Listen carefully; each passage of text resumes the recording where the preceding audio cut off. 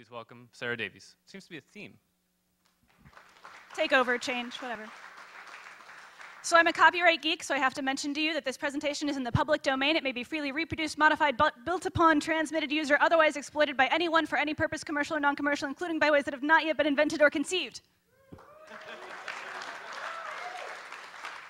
So last week, I donated $8.34 to some guy running for state representative in Kansas.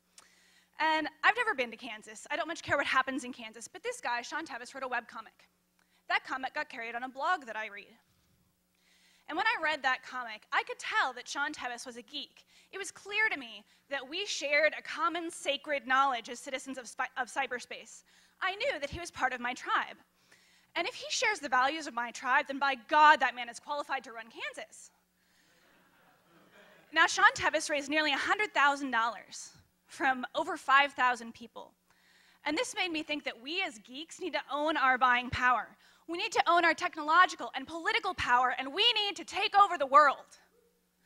We must employ Tevesian economics throughout the Bible Belts and the square states and infiltrate decision-making bodies nationwide with our YouTube-making gold farming kin. The tech-savvy coasts must woo the voters in the middle states. Now, it's common geek knowledge that lotteries are merely a tax on those who can't do math. So the first thing we do once we obtain a geek majority is to repeal all gambling laws. With our huge budget surplus, our giant piles of cash, and our new geekocracy, our glorious geektatorship, we will wage an epic world battle, a global game of Risk, pitting Linux programmers against Luddites. Now, human casualties are a very serious matter. So the first wave is going to be Lego robots. Each robot will have a GPS and camera attached, as well as processor motor nodes throughout its body, so that even if it's dismantled, the parts can be individually controlled, Voltron style.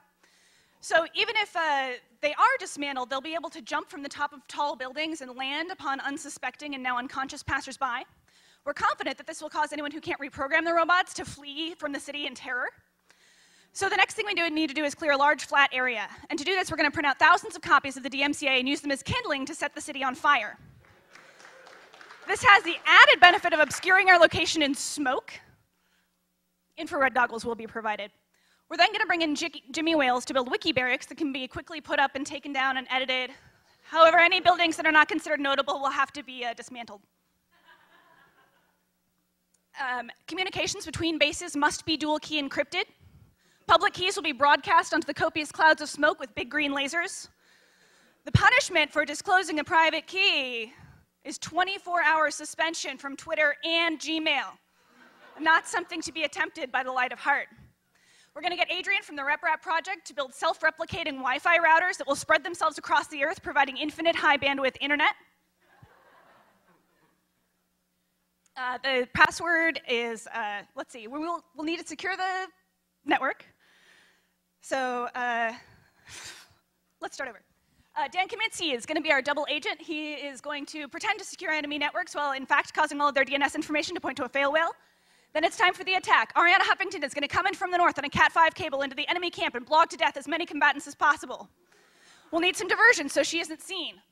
To the west will be a flash mob of cosplayers. To the south will be Randall Monroe publicly performing acts from his mistranslated Kama Sutra, and to the east will be Sarah Lacey in hot pants. Now, if our mission should fail because someone is too busy flirting with Mark Zuckerberg, Ted Stevens will be on hand to lead us through the underground tubes. The tubes will come out at Ron Paul's blimp. The blimp should have enough fuel, but in the case of an emergency, we can fill it with Michael Arrington's ego and get away unharmed.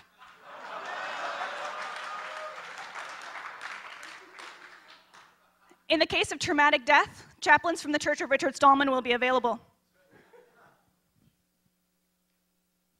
For the bereaved, compensation will consist of a link back from Slashdot and an invite to Foo Camp. You may not voluntarily sacrifice family members.